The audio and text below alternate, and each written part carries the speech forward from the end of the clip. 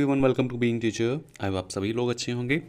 बिहार शिक्षक भर्ती से रिलेटेड मैं आपके सामने एक बार और टेस्ट पेपर 2 लेकर के हाजिर हुआ हूं। तो आई होप आप सभी लोग इसमें अच्छा स्कोर करेंगे। पिछली बार जो मैंने टेस्ट पेपर दिया था आप सभी लोगों ने अटेंड किया, बहुत अच्छी बात है।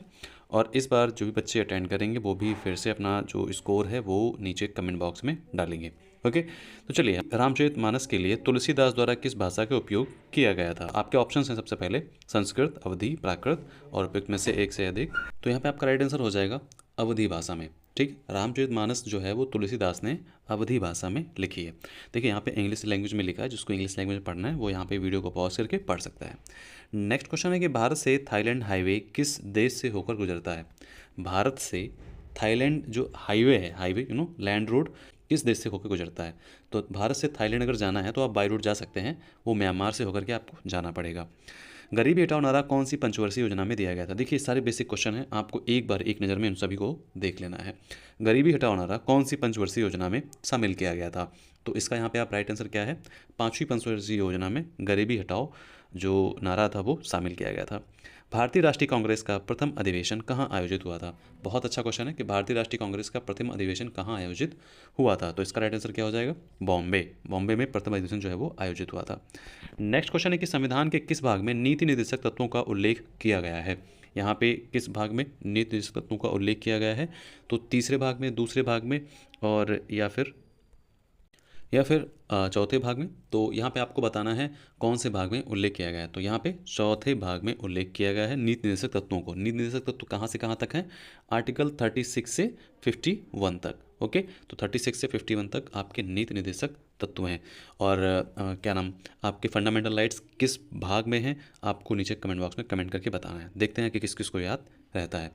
नेक्स्ट है कि भारत में औद्योगिक वित्त का शिखर संगठन कब हुआ था? तो मतलब जो औद्योगिक वित्त का शिखर संगठन है वो कौन है? The apex organization of industrial finance in India is, तो कौन सा है? आईडीबीआई। ठीक है, industrial development bank of India, ये आईडीबीआई जो है ये भारत में औद्योगिक वित्त का शिखर संगठन है।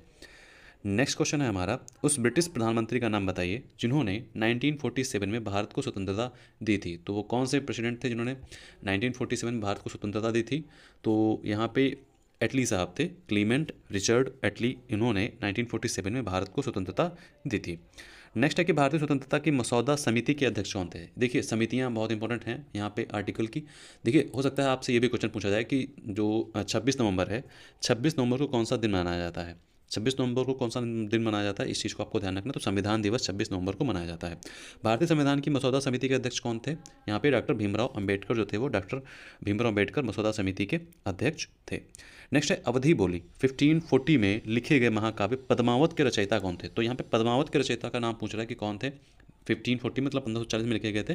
तो मलिक मोहम्मद जायसी जो थे वो पद्मावत के रचयिता थे।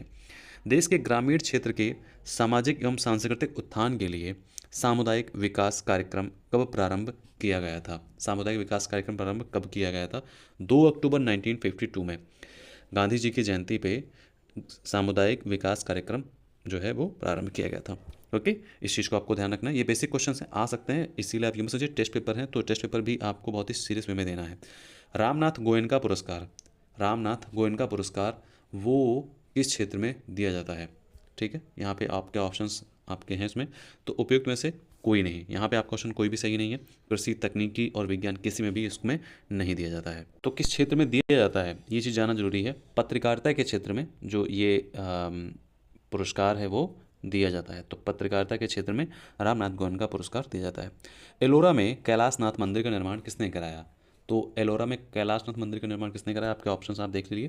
देखिए वीडियो को पॉज करके आपको आंसर देना है। मैं कंटिन्यू इसलिए करता रहता हूँ क्योंकि वीडियो लंबा ना हो, वीडियो शॉर्ट में आपको मिल जाए। तो जब आपको आंसर देना है, पहले क्वेश्चन पढ़ने में क्वेश्चन बोलता हूँ तो वीडियो को आपको पॉज कर देना है और पूरे ऑप्शन पढ़ लेना है, क्वेश्चन पढ़ लेना है, उसके बाद आपको जवाब देना है एंड फिर वीडियो को प्ले करना है। ओके, तो मैं आपको आंसर तुरंत बता देता हूँ।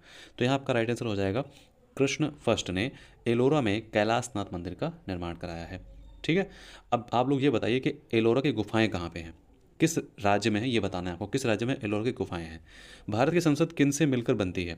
भारत की संसद किन से मिलकर बनती है? देखिए बहुत लोग क्या कहेंगे, लोकसभा राज्यसभा। ठीक है, लेकिन ये बिल्कुल गलत है। यहाँ पे आपका राइट आंसर हो जाएगा भारत का राष्ट्रपति, लोकसभा और राज्यसभा, ये आपका सही आंसर है।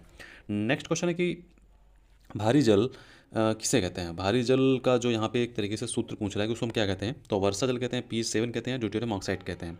तो यहाँ पे हम क्या कहते हैं, ड्यूटेरियम ऑक्साइड, D2O। ठीक है, इसका ऑप्शन इसका वो है D2O। नेक्स्ट क्वेश्चन है कि मक्का में परागण कैसे होता है? ऑप्शन हैं आपके स्वपरागण, कीटों द्वारा, वायु द्वारा। मक्का में परागण किसके द्वारा होता है? वायु द्वारा जो है परागण होता है। लोकसभा का प्रथम अधिवेशन कब आयोजित किया गया था? लोकसभा का प्रथम अधिवेशन कब आयोजित किया गया था? 19 में आयोजित किया गया था। ओके, फिर नेक्स्ट क्वेश्चन है हमारा कि गणितीय और तार्किक कार्यों को निष्पादित करने वाला प्रोसेसर क्या कहलाता है?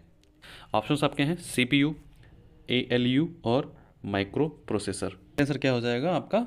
ALU। ठीक है, तो ALU क्या है? यहाँ पे गणितीय और तार्किक कार्यों को निष्पादित करने वाला प्रोसेसर है। ठीक है, नेक्स्ट क्वेश्चन है हमारा कि मक्का में सफ़ेद कली किस तत्व की कमी से होती है? जिंक से होती है। भारत में साहित्य के क्षेत्र में श्रेष्ठ प्रदर्शन के लिए निम्नलिखित में से कौन सा पुरस्कार प्रदान किया जाता है? बहुत अच्छा क्वेश्चन है। कौन सा पुरस्कार प्रदान किया जाता है? भारतीय ज्ञानपीठ पुरस्कार जो है वो साहित्य के क्षेत्र में प्रदान किया जाता है। सांदे स्वरूप भटनागर पुरस्कार बताइए कहाँ प्रदान किया जाता है? तो ये साइंस के क्षेत्र में, इसमें फिजिक्स, मैथमेटिक्स और सांदे स्वरूप भटनागर जो है वो मैथमेटिक्स के क्षेत्र में प्रदान। अर्जुन पुरस्कार जो है वो आपका खेल के क्षेत्र में प्रदान किया जाता है। ओके, नेक्स्ट क्वेश्चन है कि दिल्ली की जामा मस्जिद का निर्माण किस मुगल शासक ने करवाया था? देखिए बहुत अच्छा क्वेश्चन है, जामा मस्जिद रिलेटेड क्वेश्चन पूछा जा सकता है। किस शासक ने करवाया था? यहाँ पे शाहजहां ने करवाया था। ओके, नेक्स्ट क्वेश्चन है कि गुप्त चित्रों का सर्वश्रेष्ठ नमूना किस जगह पे है? बताइए, गुप्त चित्र का सर्वश्रेष्ठ नमूना किस जगह पे है? तो जो गुप्त काल के जो चित्रों का नमूना है वो कहाँ पे है? अजंता की गुफाओं में है। ठीक है, निम्नलिखित में से कौन सा कथन सही है?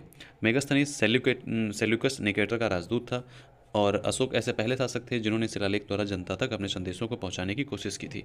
तो ऑप्शन ए, ऑप्शन बी या फिर कोई नहीं। तो यहाँ पे आपके दोनों सही हो जाएंगे, ऑप्शन ए और ऑप्शन बी। ओके, नेक्स्ट है कश्मीर घाटी स्थित है, कहाँ पे स्थित है कश्मीर घाटी? आपके ऑप्शंस हैं ए बी सी। यहाँ पे कांगड़ा और धौलाधर पर्वत श्रेणियों के मध्य, पीर पांजाल, हिमाद्री पर्वत श्रेणियाँ और महाभारत और धौलाधर। तो यहाँ पे आपका राइट आंसर क्या हो जाएंगे? पीर पांजाल श्रेणियों में। ठीक है, नेक्स्ट क्वेश्चन है कि निम्नलिखित में से कौन सा युग्म है? यहाँ पे युग्म दिए गए हैं, आपको इसमें मैचिंग करना है। और मैचिंग के लिए यहाँ पे देखिए लिखा है कि नदी में जाकर मिलती है। तो नदी कहाँ जाकर के मिलती है? कौन सी नदी कहाँ पे जाकर के मिलती है? यहाँ पे आपके सागर दिए हैं, ये नदियाँ दी हैं। ठीक है, तो ऑप्शन इसमें आपको दिखाना है कि कौन सा जो युग्म है ये सही है। ठीक, तो यहाँ पे आपके राइट आंसर क्या हो जाएगा कि केवल 3 और 4। देखिए, वोल्गा नदी कैस्पियन सागर में और जॉम्बेजी नदी वो हिंद महासागर में जाती है। ओके, तो यहाँ पे आपका राइट आंसर क्या हो जाएगा? Option 3 and 4। नेक्स्ट क्वेश्चन है कि यहाँ पे कि निम्नलिखित में से कौन सा विकल्प लेंस के सूत्र को दर्शाता है? देखिए साइंस के क्वेश्चन भी पूछे जाएंगे नो डाउट। तो 1/v minus 1/u is equal to 1/f। Okay, next है कि ट्रांसफार्मर प्रयोग करते हैं, मतलब ट्रांसफार्मर प्रयोग किया जाता है तो उसमें कौन सी तरीके से प्रयोग किया जाता है? तो एक प्रत्यावर्ती धारा है, उस वे में प्रयोग किया जाता है, प्रत्यावर्ती धारा के रूप में प्रयोग किया जाता है। नेक्स्ट है कि निम्नलिखित में से कौन से परमाणु पी टाइप अशुद्धता के लिए उपयोग किए जाते हैं? तो यहाँ पे लिखा है कौन से परमाणु पी टाइप अशुद्धता के लिए उपयोग किए जा सकते हैं? तो बोरान जो है वो उपयोग किया जा सकता है पी टाइप अशुद्धता के लिए। गुर्दे की विफलता और यूरीमिया में निम्नलिखित में से किसे उपयोग में लाया जाता है? तो आपका राइट आंसर यहाँ पे क्या हो जाएगा? देखिए इसमें क्या प्रयोग में लाया जाता है कि हेमोडायलिसिस। नेक्स्ट क्वेश्चन है हमारा, मानव शरीर के किस अंग में रुधिर ऑक्सीजन युक्त होता है? कौन सा अंग है जहाँ पे जो ब्लड है वो ऑक्सीजन युक्त होता है, जिसमें ऑक्सीजन होता है ना, वो ऑक्सीजन युक्त होता है। तो यहाँ पे फेफड़ा जो है, जहाँ पे जो ब्लड है वो हमारा ऑक्सीजन युक्त होता है। आमतौर पर विद्युत लेपन इलेक्ट्रोप्लेटिंग के लिए इस्तेमाल होने वाले 4 धातुएं कौन सी हैं? मतलब जो जिसका हम विद्युत लेपन करते हैं तो वो कौन सी 4 धातुएं हैं? यहाँ पे आपका राइट आंसर क्या हो जाएगा? क्रोमियम, जिंक, सोना और कॉपर। ठीक है, नेक्स्ट क्वेश्चन है हमारा कि पाश्चुरीकरण दूध को उबाले बिना भी उपभोग किया जा सकता है क्योंकि यह हानिकारक जीवों से मुक्त होता है। प्रक्रिया के दौरान दूध को लगभग कितने डिग्री सेल्सियस पे गर्म किया जाता है? ठीक है, तो आपके ऑप्शंस यहाँ पे हैं कि 1 से 3 मिनट के लिए 100 डिग्री सेल्सियस पे, और 15 से 30 सेकंड के लिए 70 डिग्री सेल्सियस के लिए, एंड 5 से 10 सेकंड के लिए 50 डिग्री सेल्सियस के लिए। तो बताइए राइट आंसर क्या है? यहाँ पे 15 से 30 डिग्री सेकंड के लिए 70 डिग्री सेल्सियस के लिए जो है दूध को गर्म किया जाता है, जिससे जो एक तरह पाश्चुरीकरण जिसको हम बोलते हैं, जिससे क्या होता है, हम अगर उसको उबाले भी ना तब भी हम उसको उपयोग कर सकते हैं। तो उसमें क्या होता है, हानिकारक जीवों से वो मुक्त होता है। जो इस टाइम पैकेट आते हैं ना दूध के पैकेट, आप उसको ऐसे ही पी सकते हैं, क्योंकि उसमें जो हानिकारक जीव हैं उनको मुक्त किया जाता है, क्योंकि 15 से 30 सेकंड के लिए जो है वो 70 डिग्री सेल्सियस पे उसको उसको पास्चराइज किया जाता है, गर्म किया जाता है। ठीक है, तो टेस्ट आपका पूरा होता है। टेस्ट नंबर 2, इसमें जो जीएस से रिलेटेड जितने भी क्वेश्चन थे मैंने आपके लिए डिस्कस किए हैं। तो मिलते हैं नेक्स्ट वीडियो में, ध्यान रखिए अपना, बाय बाय।